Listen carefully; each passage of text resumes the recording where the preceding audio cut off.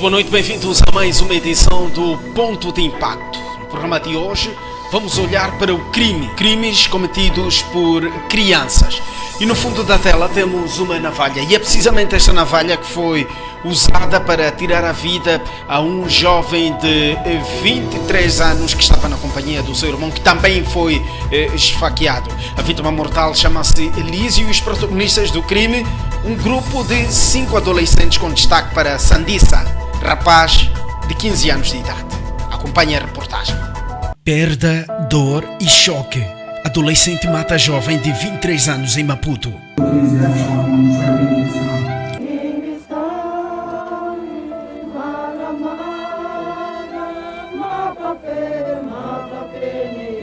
E os especialistas analisam o crime macabro. Nós estaremos diante de um desvio social. Eu tenho falado constantemente que as nossas políticas de socialização são bastante fracas.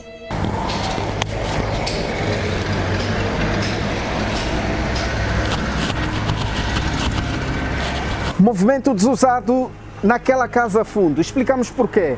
Tudo aconteceu na noite do dia 7 de julho de 2022. Dois irmãos, Elísio e Raul, decidem estar de frente da casa dos seus pais por volta das 20 horas para relaxar. E o que é que acontece? É que vem um adolescente chamado Sandissa, 15 anos de idade, protagonista do crime. Explicamos já a seguir o que é que terá acontecido, um facto que degenerou em tragédia. No fundo do quintal, uma relíquia de Toyota estacionada revela a humildade da família Metave. Abriu e tão rapidamente fechou. Assim também foi a vida com um jovem de 23 anos, servente de mesa, filho de uma família, irmão dos seus irmãos e amigo dos seus amigos. Elísio Metave encontrou a morte de forma macabra. Elísio era divertido, como se pode ver nas suas fotografias. E as vozes sussurrantes daqueles que ficam testemunhavam as suas qualidades e lamentavam a perda. Elísio viu todas as suas energias perderem-se por este canivete espetado no peito. Objeto empunhado por um adolescente de 15 anos chamado Sandissa. Segundo testemunhas que não quiseram dar caras, Sandissa cruza a parte frontal da casa de Elísio e entra em desentendimento com a vítima, que se encontrava a conversar com seu irmão. Do desentendimento, Sandissa destilou nervos e vingança e foi mobilizar um grupo de amigos. Detalhe, todos eles com idades compreendidas entre os 15 e 17 anos. Os adolescentes fizeram-se ao local munidos de facas e pedaços de garrafas e começaram a atacar os 12 irmãos. Dos golpes, Elísio não resistiu e perdeu a vida, e o seu irmão foi transportado de emergência para o hospital e já está a recuperar-se. Os miúdos ainda tentaram esconder a arma do crime, enterrando a faca nas imediações do local, mas o objeto foi localizado. A polícia entrou em ação e recolheu os miúdos assassinos às celas da esquadra da urbanização. O ponto de impacto soube de fonte policial que o caso já foi encaminhado ao tribunal. Num curto vídeo cedido por cortesia pela polícia, Sandissa tenta explicar-se e diz que o ato não foi intencional. Estava em casa. Aí entrei a beber. Eu falei com ele. Depois ele disse que ele tinha que levar para estar em casa. Porque ele vai os patinhos, estão a procurar dele. Quem disse isso? É marido. Marido, mulher. Ele falou que eu tinha que ir para casa com a faca. Porque ele era naquele momento, quando ele estava com faca. Eu falei, se eu levar a faca, eu vou deixar em casa, para a minha mãe. Ele veio a faca, ficou a faca para casa. Quando ele está velho,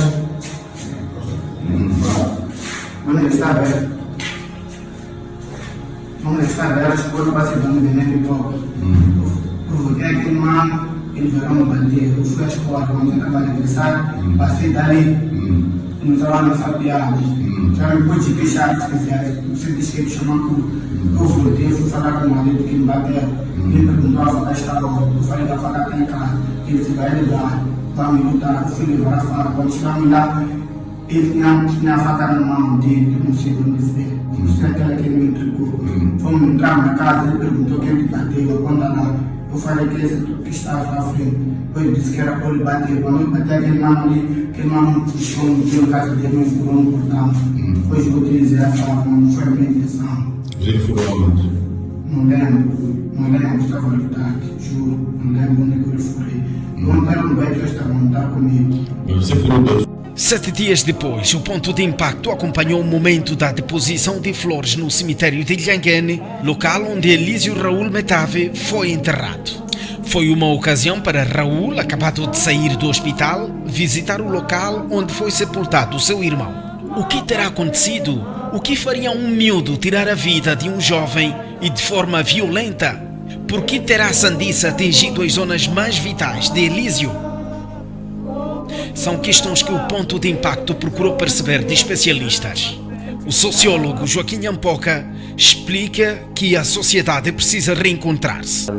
Estas matérias não são assim novas. Sim. É um fenómeno, sim, que está mais ligado à delinquência juvenil, e isto pode ser analisado tendo em conta diversas dimensões, quer a dimensão jurídica, como que a lei trata sobre isso, tem a dimensão social, como as ciências sociais, a sociologia em particular, a sociologia do crime, pode analisar este fenómeno também, e que não é um fenómeno restrito, como bem disse, não é restrito a Moçambique, a cidade de Maputo em particular, ele é um fenómeno global. No entanto, esses fenómenos, em algum momento, elas ocorrem numa perspectiva cíclica.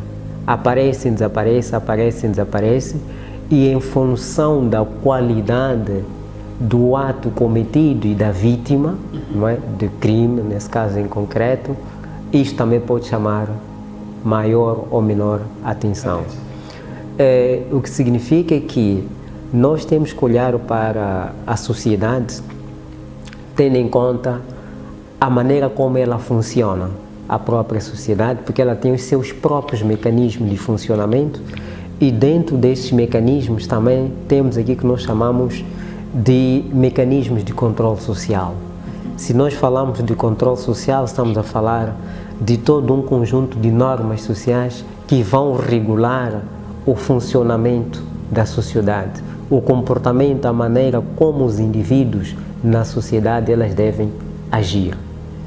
No entanto, dentro da própria sociedade nós podemos ter aquilo que são considerados comportamentos desviantes. No caso em concreto das crianças de que se refere e dito na perspectiva jurídica de delinquência juvenil, nós estaremos diante de um desvio social. E estes comportamentos desviantes têm muito a ver também com, por um lado, a disfuncionalidade de alguns mecanismos de controle social que a própria sociedade estabelece. Estamos a dizer, por exemplo, que os pais têm um papel, exercem uma função durante os filhos. Aí nós estamos a falar de um tipo de socialização, que é a socialização primária. Mas também temos a própria sociedade. Dentro da sociedade temos outras estruturas fora da família. Estamos a ver a comunidade, mas também podemos ver as chamadas instituições formais. No caso concreto, fora da família. No caso concreto, estaria a falar de instituições secundárias, no caso concreto da escola. Se for a notar, nos últimos momentos também se fala tanto da escola como um palco de consumo, venda e consumo de drogas. E grande parte dos que consomem são jovens, são os próprios alunos. Estamos a dizer que é mais um desvio que está a ocorrer aonde? Numa outra instância de socialização secundária, que é a escola, cuja expectativa que nós temos seria da construção deste homem novo, munido de conhecimento e não apenas daquela socialização que é feita dentro da família. Falando neste ponto das escolas, estará esse consumo ligado ao crescimento ao surgimento e crescimento de barracas e locais de venda de álcool nas círculos, nas zonas circunvizinhas das escolas? As barracas também não são novas, mas o que acontece? Elas acabam sendo um fator catalisador, no sentido em que, para além da venda da bebida alcoólica, que é também uma droga mais lícita, entre aspas, porque é admitida, mas, porém, proibida a menores de 18 anos. No entanto, por esta via, estas barracas podem também, em algum momento, ser um ponto de venda ilícita dos diferentes tipos de estupefacientes. Aí, o que vai acontecer é que os próprios vendedores vão adotar estratégias para contrapor os mecanismos legais e as autoridades, em particular policiais, na fiscalização, no controle e também no sancionamento dos próprios vendedores da droga. O que acontece? Como estamos a resvalar para a droga, para voltar a outro ponto, vai notar que as estratégias de venda e as maneiras como esta droga é vendida alteram para contrapor. O que fazem? Ou a droga é misturada com água, ou com refrigerante, ou com sumo, ou com bolinhos. Todas essas estratégias estão de manipulação. O que per si, por um lado, pode haver consciência do consumidor de que é ato ilícito, proibido, mas que mesmo assim consome pela adrenalina que isto cria, tendo em conta a adolescência, a juventude. Por outro lado, muitos jovens são apanhados numa situação de contrapé, não porque têm a consciência, mas acabam consumindo aqueles produtos sem a consciência de que nela tem alguma droga incorporada. E é aquilo que nós temos visto em alguns vídeos que circulam, os efeitos negativos, reativos desta mesma droga. Por quê? Porque ali a criança, este jovem fica fora das suas capacidades mentais, coordenadas, motoras, para o controle de todo o ato. Daí que acaba cometendo, para além do consumo da droga, que em si é um crime, pode incorrer outro crime pelos atos que depois vai cometer. Mas, por outro lado, é importante não perder de vista as influências de grupos de pares. São essas influências de grupo de par e o assumir esse outro tipo de comportamento que muitas das vezes acaba levando essas crianças a esse tipo de comportamento ou envolvimento no mundo da droga ou no mundo do crime no geral, que em algum momento não tem a dimensão real. Por outro lado, estamos a ver a vida que ela está a perder o seu sentido, aquilo que ela significa, a sua preservação.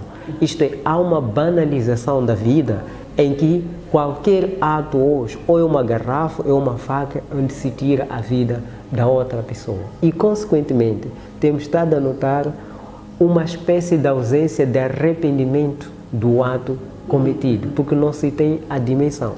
Mas também não podemos esquecer, olhando mais uma vez a família, para aquilo que nós chamamos da disfuncionalidade das próprias famílias.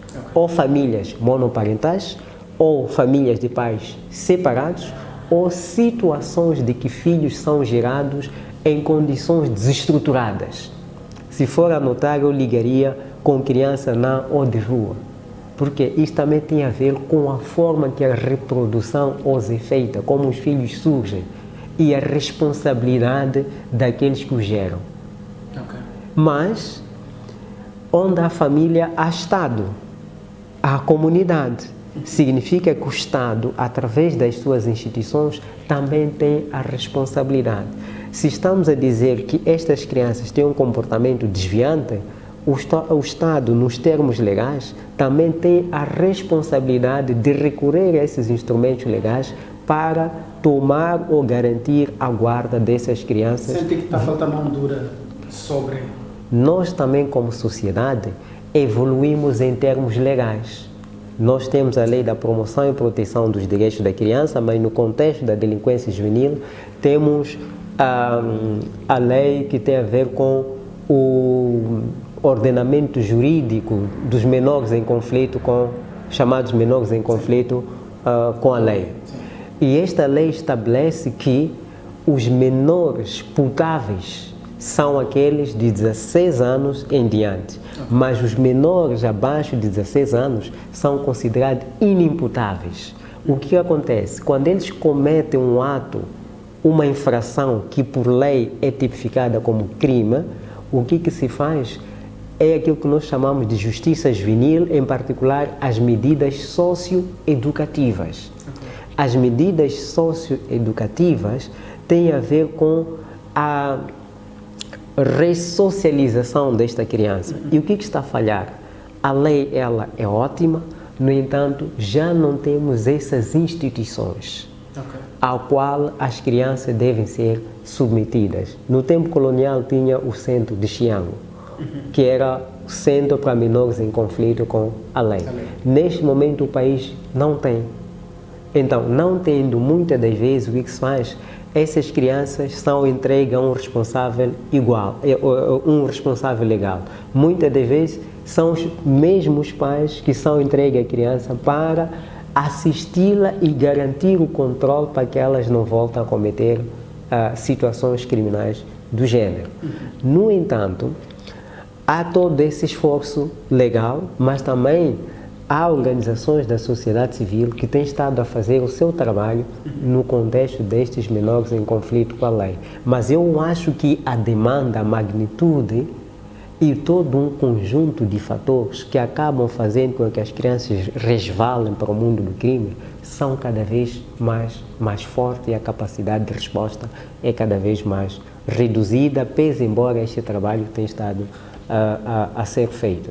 Portanto, a reabilitação juvenil, a reinserção dessas crianças continua a ser um processo, quanto a mim, incipiente, no sentido de que, em termos legais, estamos bem, mas do ponto de vista de resposta institucional e social, ainda carecemos de muitos meios, instituições até de acolhimento. Lembro-me que, ao nível do Ministério do Interior, da Polícia, na altura, em parceria com uma agência das Nações Unidas, a Unicris, sobre Justiça Juvenil, construiu os chamados quartos trânsito, ao nível dos gabinetes de atendimento do Alto Maé, o 18ª Esquadra, assim como com o posto 9 no Zimpete, que era exatamente para evitar que essas crianças fossem metidas nas celas, porque elas não podem, são menores de idade. Então tem que passam por um local numa perspectiva transitória,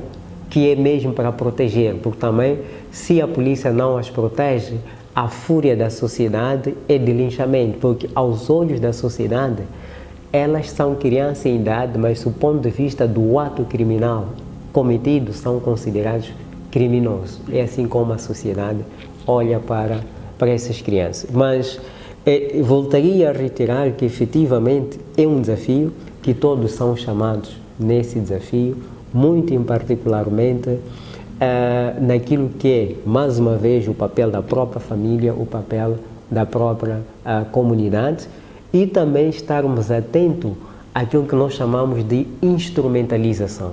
Porque estas crianças, cientes de que, nos termos da lei, por serem menor de 16 anos, não podem ser presas, não podem responder criminalmente, então os adultos acabam usando.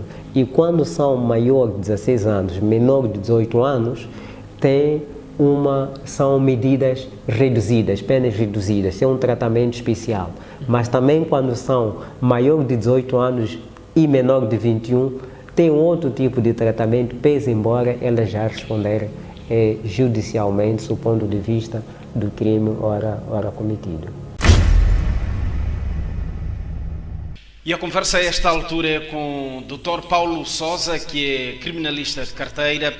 Vamos tentar perceber tanto o lado jurídico deste crime. Dr. Paulo, muito boa noite, bem-vindo aqui ao nosso espaço. Como é que olha para este fenômeno, aliás, que não é primeiro, este caso, este facto, não é primeiro, tornou-se um fenômeno nas sociedades moçambicanas. O que é que estará de facto a acontecer? Boa noite, Cecílio, e boa noite a todos que nos veem. Bom, para imediatamente fazer uma reflexão em torno deste aspecto que tem uma componente jurídica, sociológica, é preciso olhar para essas dimensões. A primeira dimensão, vou fazer uma reflexão muito rápida, uma reflexão sociológica, e depois entro para o campo jurídico especificamente. Bom, é preciso dizer, aliás, os cientistas já várias vezes determinaram como aspecto de reflexão e de raciocínio lógico, pronto, do ser humano com uma certa idade. O que isso quer dizer? Um conjunto de cientistas, já com teorias provadas, aferem que a criança, o adulto, o jovem, tem o seu comportamento em detrimento da sua idade, em detrimento das fases de crescimento, isso já era discutido também com psicólogos. O que isso quer dizer? As crianças têm uma forma de agir, os jovens idem, os adultos também. Ou seja, o pressuposto é que quanto maior for a idade, maior é o entendimento que temos do ponto de vista de reflexão, de discernimento do certo e do errado. É esta componente sociológica que se pode traduzir. Exato. Então, estamos a falar de menores de 18 anos, ou seja, crianças, do ponto de vista geral, olhando para os critérios de determinação de criança e adulto que o nosso ordenamento jurídico assume. Portanto, e, voltando para essas teorias de psicologia, uma criança é uma criança, do ponto de vista de pensamento. Age na emoção, na ilusão, sem medir eventualmente as consequências, sem conhecer eventualmente os factos de responsabilidade dos atos que comete na emoção e na ilusão, portanto, sem a capacidade de discernimento do certo e do errado. Mas nós estamos a falar de meninos ou de jovens com uma idade de transição. Exato. E, do ponto de vista geral, já deviam ter uma capacidade de reflexão e de discernimento. 15, 17 anos, já se assume que se pensa, já se conhece as consequências, mesmo olhando também para o nível de globalização que estamos inseridos ou acompanhados. Agora, em termos jurídicos, aqui também há 2 ou 3 nuances que podem fazer referência. O facto é que há um bem jurídico violado, que é a vida. Por infortúnio, alguém perdeu a vida, ou seja, morreu alguém por este ato praticado por estes menores, estas crianças. O que isso quer dizer? O que diz a lei? A lei trata casuisticamente este caso. Sim. O Código Penal traduz um conjunto de efeitos do ponto de vista consequente. Há um capítulo que traduz as inimputabilidades. Estamos aqui a falar do artigo 49, por exemplo, do Código Penal, fala da inimputabilidade relativa. Eu vou ler rapidamente a linha A do número 1. Os menores que, tendo mais de 16 anos e menos de 21, tiverem precedido sem discernimento. Ou seja, estamos a falar da inimputabilidade relativa, não absoluta. Exato. O que isso quer dizer? E há uma componente, uma palavra bastante interessante aqui nesta linha. Que tiverem precedido ou procedido sem discernimento. Um primeiro exercício que deverá ser feito é se os menores estavam sem discernimento, ou seja, sem que sua capacidade de reflexão, de discernimento do certo ou do errado. Isto tem que ser feito por um psicólogo. Aliás, não há dúvidas que estes meninos devem ser tratados por um psicólogo por este ato de infortúnio. Porque fica uma consequência, fica um dano, devem ser acompanhados. O que isso quer dizer? Mas, ainda assim, há um outro artigo que fala da pena aplicável a menores. Sim. O artigo 131 do Código Penal. Eu vou ler rapidamente o número 1. Se o agente não tiver completado 21 anos de idade no tempo da perpetração do crime, não será aplicada pena superior a 12 anos de prisão. Estamos a falar, não tiver completado 21 anos na idade de tempo do ato macabro, ou do ato determinado crime. Mas também temos o número 2. Se o agente não tiver completado 18 anos ao tempo da perpetração do crime, nunca será aplicada a pena mais grave do que a de 8 anos de prisão. Estamos a reduzir. E o número 3, o último deste artigo 131, diz: os menores de 16 anos de idade estão sujeitos à jurisdição dos tribunais de menores e, em relação a eles, só podem ser tomadas medidas de assistência, educação ou correção previstas na legislação especial. Portanto, há 3 fundamentações. Nós estamos, se eu percebi o caso, há um menino de 17 e outro de 15 anos. Sim. O que isso quer dizer? O de 17 anos, se determinar-se que o ato foi praticado com algum discernimento, vamos correr para o número 2 do artigo 131. que isso quer dizer? Se não tiver completado 18 anos ao tempo da preparação do crime, nunca lhe será aplicada pena mais grave a de que 8 anos, ou seja, o limite máximo é de 8 anos de prisão. Este é o primeiro ponto. O segundo ponto, para um menino de 15 anos, este será encaminhado a uma jurisdição especial, que é a jurisdição de menores, que vai lidar com o aspecto relacionado à prevenção criminal, ou seja, uma assistência social, uma assistência psicológica, em detrimento do facto que cometeu. Agora, quais são os crimes que se eventualmente possam ser chamados para a responsabilização? O primeiro, já logo está descartado, que é ofensas corporais, porque infelizmente a pessoa perdeu a vida, mas temos o segundo e o terceiro, que podem ser classificados, que é ofensas corporais que resulta morte, e temos o homicídio preterintencional. O que isso quer dizer? Pelo facto do recurso, ao uso do recurso à arma branca, percebi que é uma faca, em linguagem vulgar, determina-se canivetes, vi o modelo, há uma ofensa corporal, e infelizmente resultou na morte. Há uma classificação especial sobre essa natureza de crime, e também temos o homicídio preterintencional. O que isso quer dizer? Alguém morre para além da intenção do agente. Ou seja, porventura não fosse intenção do menino ou do agente fazer com que o outro perdesse a vida. Estes dois tipos legais de crime elevam um tipo de pena, aliás, corre um tipo de processo comum, onde a moldura penal pode até exceder 8 anos de prisão. Mas temos aquele limite que eu disse anteriormente, que é o número 2 do artigo 131, é que nunca poderá exceder a 8 anos, por causa da idade deste indivíduo, que tem 17 anos. Eu refiro ao que tem 17 anos. Sim. Porque aquele de 15 anos está fora de hipótese um regime sancionatório reclusório. Este deverá ser encaminhado à tutela de menores. Existe um tribunal específico que vai correr um processo de prevenção de menores. Agora, aquele de 17 anos, se houve dolo, houve intenção, ou seja, ausência de capacidade de discernimento, ele poderá ser condenado, e por causa da idade, que é 17 anos, também já não abrange ao regime específico. Isso quer dizer, se formos ao Código de Execução de Penas, trata no artigo 121 dos estabelecimentos prisionais. Existe um estabelecimento prisional chamado Estabelecimento Penitenciários para Jovens, mas este menino de 17 anos já não abrange, infelizmente. O que isso quer dizer?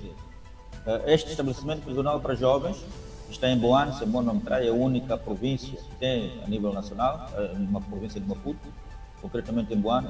A nível de todas as províncias não existe esse estabelecimento, mas porque ele tem 17 anos não é abrangido, porventura, de ir para uma cela comum, um estabelecimento penitenciário comum, e também entra um outro capítulo de reflexão.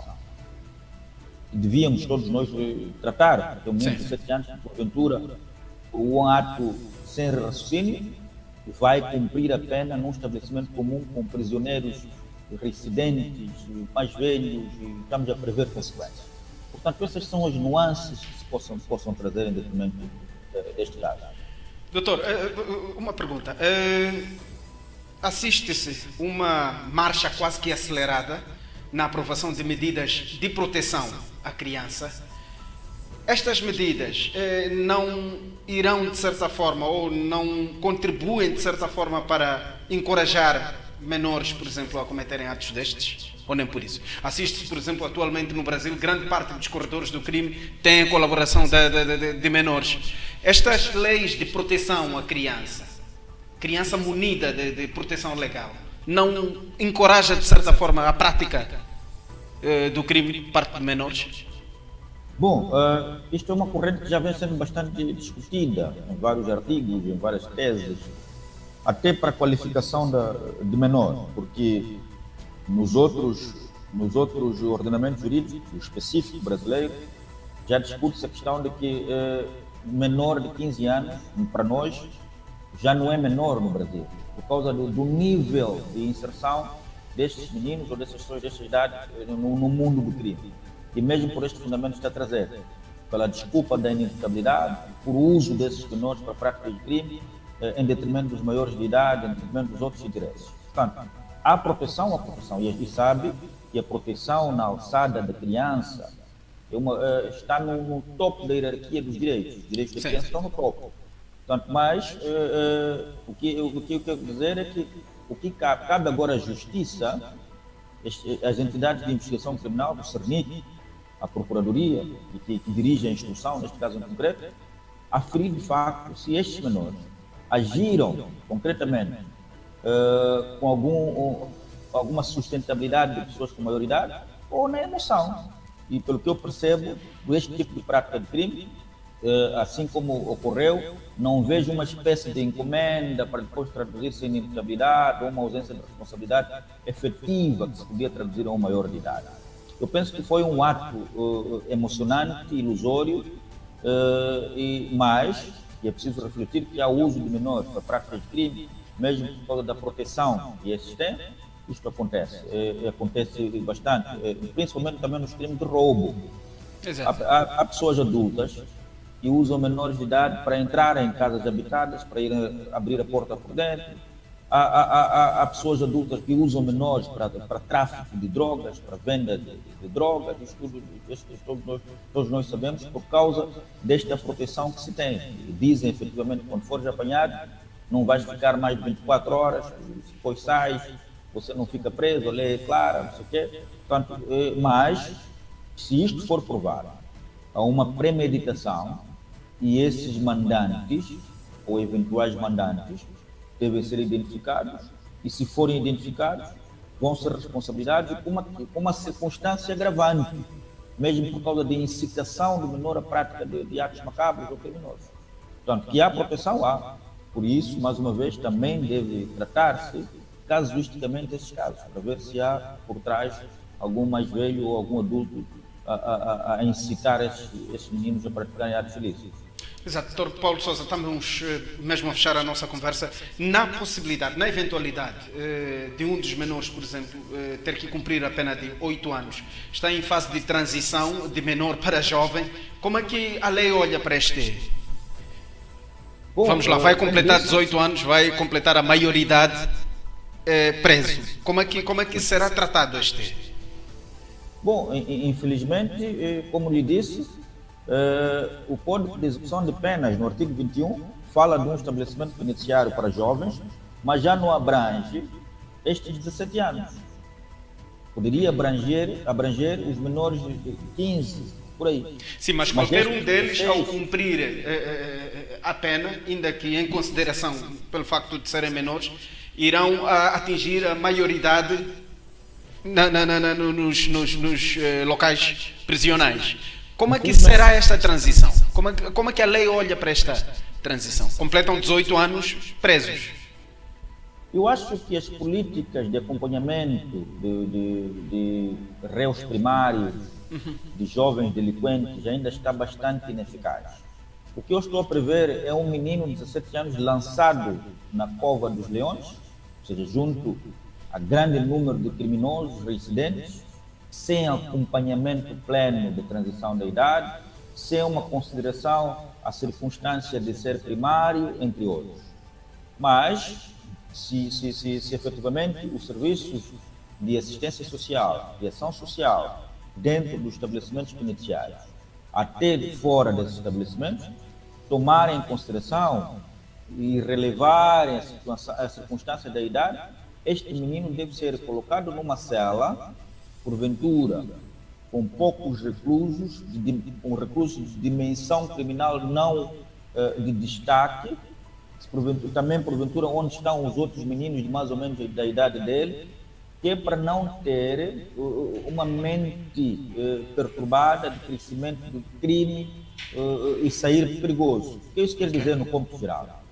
Se não tiver uma assistência dentro da cadeia, se eventualmente ele for condenado, estaríamos a formar mais um criminoso nato, mais maduro, mais intelectual, mais premeditado. Porque já está a imaginar o que vai suceder com este menino dentro da cadeia, mesmo que for 2 anos sem acompanhamento. Ele entra com 17, porventura sai com 21 ou 20, já sai com uma reflexão de estigma social. Sim. mesmo para inserção dentro da família, portanto, por isso que a família vai ter um papel fundamental, caso ele saia da cadeia, na circunstância de for condenado, para lhe acompanhar. Por isso também que este menino e o outro devem permanentemente, a partir de ontem, prefiro a partir do momento em que cometeram o crime, serem acompanhados com psicólogos, para mostrar, para traduzir informação a eles, que foi um ato errado, sim, mas que não sintam um peso constante da consciência, não sintam uma espécie de indivíduos encostados à sociedade, sem inserção futura ou que não possam ser corrigidos. Porque se isso acontecer, vamos perder esses dois jovens do ponto de vista de comportamento ético e comportamento moral. O mundo do crime evolui, sente que precisa-se de alguma reatualização da nossa lei para ajustar as dinâmicas até que se assiste a esta altura, portanto, o envolvimento de menores em crimes? Bom, não percebi a questão. Sente que com esta dinâmica no mundo do crime, com o envolvimento até de menores, pode forçar ou faz com que a lei ligada a este capítulo seja reatualizada, seja revista? Sim, com certeza. Principalmente as políticas de ressocialização. Eu tenho falado constantemente que as nossas políticas de ressocialização são bastante fracas. E o resultado imediato disso é o nível excessivo de reincidência. O que isso quer dizer? A maior parte dos reclusos que estão distribuídos nos serviços penitenciários a nível nacional são pessoas que estiveram detidas ou presas mais de uma vez. Ou seja, são os mesmos que cumpriram a pena e voltam 6, 4 meses depois. Isto o que quer dizer? Quer dizer que as políticas de ressocialização não estão a ser eficazes. Ou seja, o indivíduo está a sentir que a cadeia é uma casa pronta para lhe receber e com condições para ir e vir quando bem entender. Ou seja, não há uma transmissão de reflexão de que é um erro que cometeu, cumpriu a pena e tem que fazer de tudo para não voltar para a cadeia. Ou seja, mas o que está a acontecer é o contrário. Por quê? Porque um conjunto de políticas de ressocialização estão a falhar. Olha, eu costumo dizer também, numa outra dimensão bastante geral, nós não temos política criminal em Moçambique. Esta é a minha tese. Eu defendo constantemente essa tese. E os resultados da ausência da política criminal recaem sobre o nível excessivo de reincidência. Quando começamos a pensar em políticas ressocializantes bastante eficazes, vamos ter bastante diminuição de população reclusória. O que isso quer dizer? Não vamos ter muitas pessoas residentes nas cadeias, pessoas que sintam o prazer de estar na cadeia todos os meses, todos os anos. Mas isso precisa ser um grande exercício. A ressocialização não basta fundamentalmente se circunscrever naquilo que é feito atualmente. Ensinar os condenados a plantar alface, couve, a praticarem costura, artes usando a madeira, entre outros. É mais do que isso. E isto deve começar colocando profissionais em termos de recursos humanos no sistema reclusório. Que profissionais? Psicólogos criminais, criminólogos, sociólogos, criminalistas a trabalharem com reclusos. Porque já se provou que aqueles indivíduos precisam de um acompanhamento permanente. E tanto é que muitos reclusos saem com doenças mentais das cadeias. E tanto é que existem doentes mentais a cumprirem mesmo a pena, a cumprirem a prisão na mesma cela que os indivíduos, entre aspas, saudáveis. Você vai ver dementes, esquizofrénicos nas cadeias, nas mesmas celas. Eu tive um caso de estudo onde um indivíduo amanheceu, o guarda prisional foi para a cela, quando encontra um recluso com os dentes ou a morder o braço do outro, e quando perguntou, por que está a morder o outro? Já há tanto tempo está a fazer isto. Ele disse que eu confundi o braço deste meu colega com um naco de frango. Portanto, um doente mental a cumprir a pena no mesmo estabelecimento prisional para as pessoas entre aspas saudáveis. Mas isso por quê? Porque não temos psicólogos criminais, não temos psicólogos clínicos, não temos sociólogos criminalistas com capacidade de diagnosticar patologias mentais ou criminosos patológicos dentro das cadeias. E ainda assim, um indivíduo que vai para uma prisão para cumprir uma pena, crime de homicídio, de violência doméstica, de violação sexual de menores, é um doente mental. Tem que ser acompanhado por um psicólogo, senão vai desenvolver outras patologias e nunca vai deixar de ser criminoso. O que isto quer dizer? Há toda a necessidade de refazer, de repensar sobre as políticas de socialização, as políticas de acompanhamento e cumprimento de molduras penais, sob risco de termos sempre excesso de reclusos, cadeias superlotadas e excesso de residência. Exato, Dr. Paulo Sousa, muito obrigado pela sua vinda aqui ao nosso programa. Agradecemos bastante. Obrigado. Obrigado.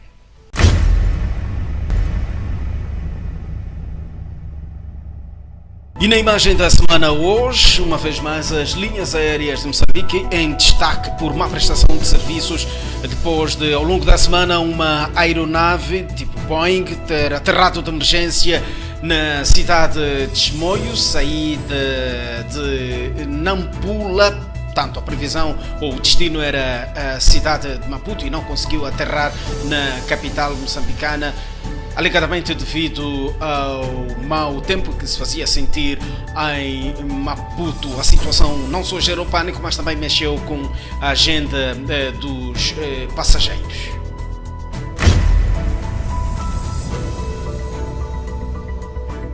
Vamos a esta altura sair para um curto intervalo, vai ser um rápido anúncio e voltamos dentro de instantes.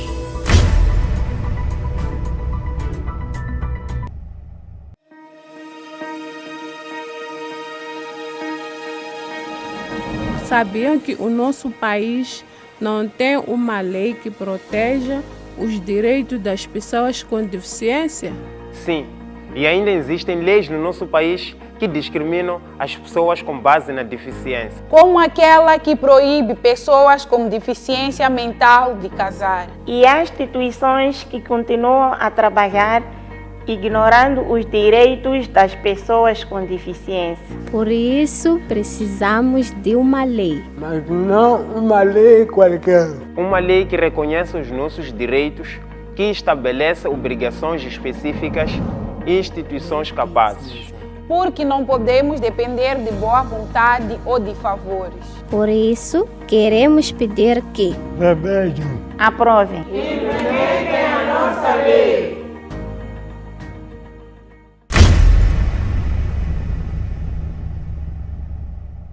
Vamos a esta altura acompanhar as notícias que marcaram o país e o mundo em forma de destaque da semana. O Banco de Moçambique alerta que a vida vai ficar mais cara nos próximos 12 meses. Os preços dos combustíveis e dos produtos alimentares aqui poderão ditar esse aumento do nível geral dos preços. Para quem pensa que a vida está mais cara, atualmente é melhor que se prepare, porque se avizinham momentos mais difíceis, segundo o alerta do Banco de Moçambique. Após mais uma sessão do Comitê de Política Monetária, o Banco Central avisou que os próximos dias poderão ser de apertos maiores. Em curto prazo, antecipa-se a continuação do aumento dos preços, a refletir o ajustamento dos preços dos produtos administrados e a repassagem dos elevados custos do petróleo e dos alimentos no mercado internacional para a economia doméstica, anteviu o governador do Banco Central, Rogério Zandamela. E não é para menos, para o governador do Banco de Moçambique, ainda há muitos fatores críticos ligados à economia nacional que poderão influenciar esse possível aumento do custo de vida, reduzindo assim o poder de compra das famílias e complicando ainda mais as suas vidas.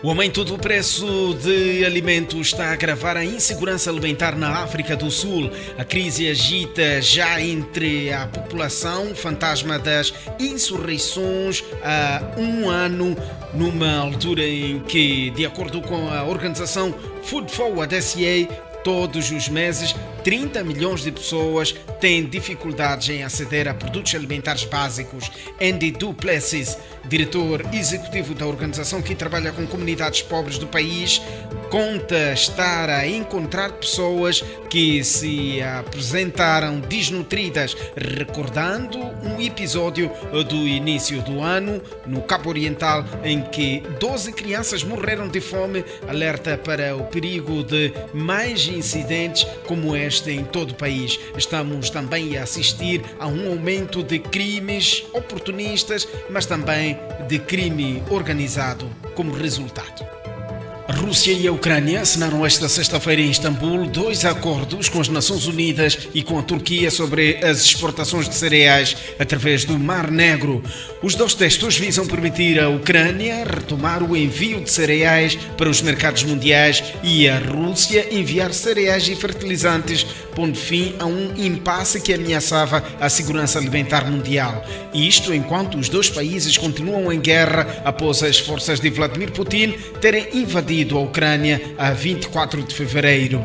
Os acordos têm a duração de 4 meses, mas são renováveis. O prazo inicial foi calculado tendo em conta que estão entre 20 a 25 milhões de toneladas de cereais nos silos dos portos ucranianos. Se forem exportados 8 milhões de toneladas por mês, este período de 4 meses será suficiente para retirar o que já está armazenado. Será criado um centro de coordenação e controlo em Istambul. O mesmo será dirigido por representantes das partes envolvidas, um ucraniano, um russo, um turco e um representante das Nações Unidas, auxiliados pelas respectivas equipas. Estes delegados vão estabelecer o cronograma de rotação de navios no Mar Negro. Todos os navios que transportam os cereais serão inspecionados na Turquia, a entrada e a saída. Uma exigência de Moscovo que quer garantir que os navios não irão servir para entregar armas à Ucrânia.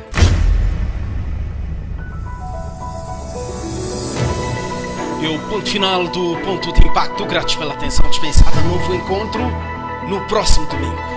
Até lá.